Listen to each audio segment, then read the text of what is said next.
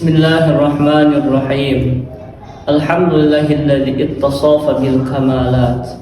Wassalatu wassalamu ala sayyidina Muhammadin alladzi uyyida bil mu'jizat wa ala alihi wa sahbihi alladzina fa'al hasanati wa jatanabul munkarat.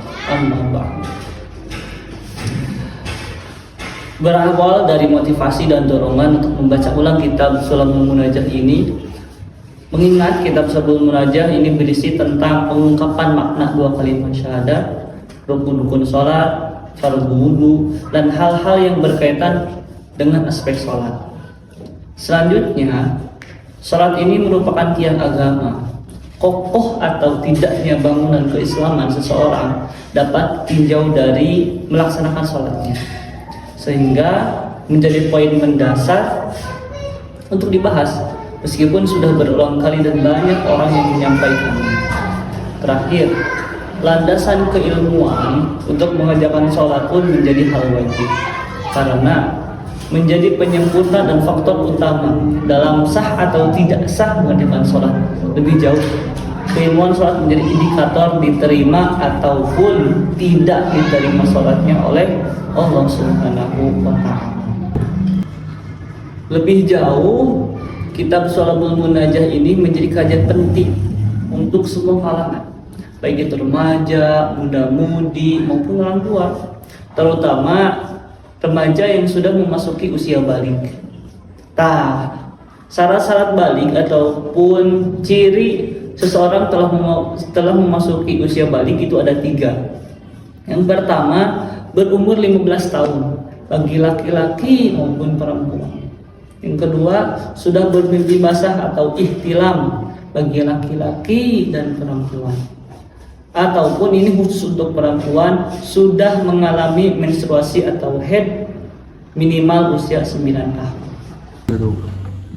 Termasuk bagian adab dan tata krama sebelum mempelajari kitab, hendaknya mengetahui biografi penulis kitab secara global ataupun secara garis besar, mulai dari nama lengkap, berasal dari daerah mana, dan hidup berada di rentang waktu kapan.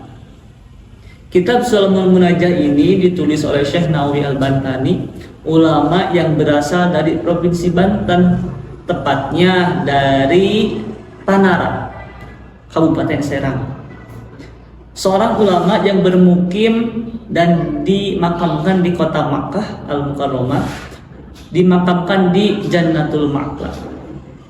Di antara murid Syekh Nawawi Al-Bantani yang masyhur di Nusantara adalah di antaranya Hadratul Syekh Kiai Haji Hasyim Asy'ari, Kiai Haji Ahmad Dahlan, dan Syekh Asnawi Caringin Banten. Syekh Nawawi termasuk ulama yang produktif dalam menulis kitab dengan berbagai disiplin ilmu, lintas disiplin ilmu. Di antaranya kitab Kasyifatus Saja yang merupakan penjelasan dari kitab Safinatun Najah. Kemudian Mirqatus Su'ud, penjelasan dari kitab Sulamut Taufik.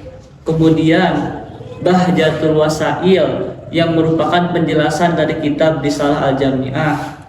Kemudian keempat, masterpiece ataupun karangan terbesar Syekh Nawawi Al-Bantani, Tafsir Marah Labid yang sering dikenal dengan Tafsir Munir yang lengkap 30 juz. Kemudian kitab Riyadul Badi'ah, kemudian kitab Madarijus Su'ud yang merupakan penjelasan dari kitab Maulid Al-Barjanji yang sering dibaca di Nusantara, terutama ketika ada bayi lahiran atau marhaba, kemudian pada malam Jumat untuk mengenang Maulid Nabi Muhammad SAW. Ringkasan perkenalan tentang isi kitab Sulamul Munajah. Pokok bahasan dalam kitab Sulamul Munajah ini berkaitan dengan rukun Islam yang kedua, yakni sholat. Secara bahasa, arti kitab Sulamul Munajah adalah tangga menuju kesuksesan ataupun tangga menuju keselamatan yang hakiki. Fungsi dasar sholat pun sudah dijelaskan pada Quran surat Al-Fatihah yang ayat kelima, Iyyaka na'budu wa iyyaka nasta'in. Hanya kepada Engkaulah kami menyembah dan hanya kepada Engkaulah kami meminta pertolongan. Secara singkat, ini adalah esensi tentang sholat. Nah, Singkatnya, penulis kitab menerangkan bahwa apabila seseorang ingin menggapai kesuksesan dunia dan akhirat adalah menunaikan sholat. Selanjutnya, makna sholat secara bahasa adalah as-sholat. Sholat adalah berdoa. Namun menurut istilah, definisi sholat adalah aqwalun wa af'alun muftatahatun bitakbir wa muftatamatun bitaslim. Bentuk perbuatan, ucapan yang dimulai dari takbiratul ihram dan ditutup oleh salam. Sesuai dengan hadis Rasulullah SAW, intisari ataupun pokok dari ibadah adalah berdoa. Ad-du'a muful ibadah. Doa adalah intisari ataupun patik dari ibadah. Maka kitab ini menjelaskan tentang sholat, perbatalan sholat, hal-hal yang wajib sholat, kemudian ada pembahasan sedikit tentang esensi dari syahadat, sehingga kitab ini lengkap sebagai penjelasan tentang rukun Islam secara komprehensif. Kitab Sulabul Munajah ini termasuk dalam kategori fikih madhab Imam Syafi'i.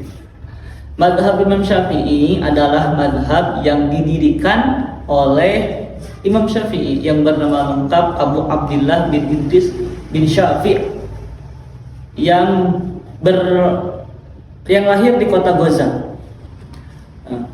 Kemudian tentu rekan-rekan sudah paham dan mengetahui bahwa fikih bermakna pemahaman sudut pandang dalam hukum Islam. Selanjutnya, madhab adalah metode berpikir yang digunakan dalam mengetahui hukum agama Islam.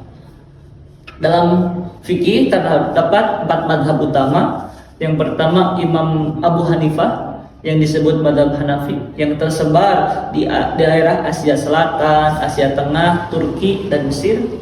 Kemudian Imam Malik yang disebut dengan mazhab Maliki, tersebar di daerah Afrika Utara dan Barat, terutama di kota Madinah. Yang ketiga, mazhab Imam Syafi'i tersebar di daerah Asia Tenggara seperti di Indonesia, Malaysia, Brunei. Yang terakhir adalah mazhab Imam Ahmad bin Hambal yang disebut sebagai mazhab Hambali yang tersebar di daerah semenanjung Arab Saudi. Kitab Sulabul Munajah ini termasuknya di mazhab Imam Syafi'i yang ditulis, yang dikarang oleh Imam Syekh Nawawi Al-Albani. Kemudian di Sulabul Munajah ini tidak juga ada pembahasan tentang haid yang menjadi kekhususan perempuan, bahwa sholat itu identik dengan haid. Maksudnya perempuan kalau suci boleh sholat, kalau haid ya gak boleh sholat.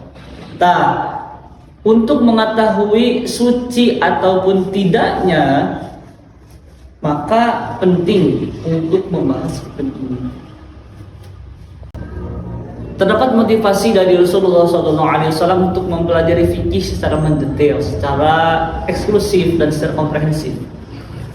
Kata Nabi, "May yuridillahu bihi khairan yufaqihu fid din." Barang siapa yang dikehendaki oleh Allah menjadi orang yang baik, maksudnya faham dalam bidang agama, maka dia akan difahamkan dalam bidang agama. Ini menjadi motivasi bahwa kalau kita ingin jadi orang baik, mempelajari agama. Kalau kita ingin menjadi orang yang dicintai oleh Allah maupun di manusia, maka harus mempelajari agama.